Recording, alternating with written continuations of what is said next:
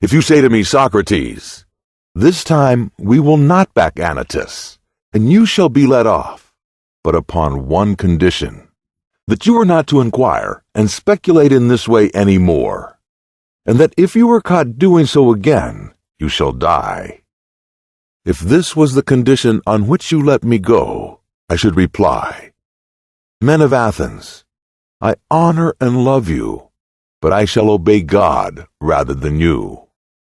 And while I have life and strength, I shall never cease from the practice and teaching of philosophy, exhorting anyone whom I meet, and saying to him after my manner, You, my friend, a citizen of the great and mighty and wise city of Athens, are you not ashamed of heaping up great amounts of money, honor, and reputation, and caring so little about wisdom and truth, and the greatest improvement of the soul, which you never regard or heed at all?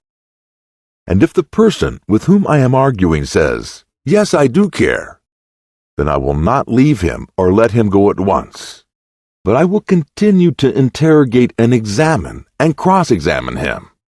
And if I think that he has no virtue in him, but only says that he has, I will reproach him with undervaluing the greater values and overvaluing the lesser values. And I shall repeat the same words to everyone whom I meet, young and old, citizen and alien, but especially to the citizens, inasmuch as they are my brethren. For know that this is the command of God, and I believe that no greater good has ever happened in the state than my service to the God. For I do nothing but go about persuading you all, old and young alike, not to take thought for your persons or your properties, but first and chiefly to care about the greatest improvement of the soul. I tell you that virtue is not given by money, but that from virtue comes money and every other good of man, public as well as private.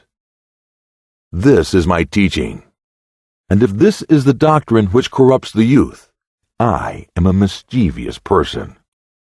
But if anyone says that this is not my teaching, he is speaking in untruth. Wherefore, fellow men of Athens, I say to you, do as Anytus bids, or not as Anytus bids, and either acquit me or not. But whichever you do, understand that I shall never alter my ways, not even if I have to die many times. I would have you know that if you kill a one such as me, you will injure yourselves more than you will injure me. Nothing will injure me, not Meletus nor Anytus. They cannot. For a bad man is not permitted to injure a better than himself. I do not deny that Anytus may perhaps kill me, or drive him into exile, or deprive him of civil rights. And he may imagine, and others may imagine, that he is inflicting a great injury upon him. But there I do not agree. For the evil of doing as he is doing, the evil of unjustly taking away the life of another, is far greater. I am not going to argue for my own sake, as you may think, but for yours, that you may not sin against the God by condemning me, who is his gift to you. For if you kill me, you will not easily find a successor to me, who, if I may use such a ludicrous figure of speech, am a sort of gadfly, given to the state by God. And the state is a great and noble steed, who is tardy in his motions, owing to his very size, and requires to be stirred into life. I am that gadfly who God has attached to the state, and all day long, and in all places, I am always fastening upon you, arousing and persuading and reproaching you.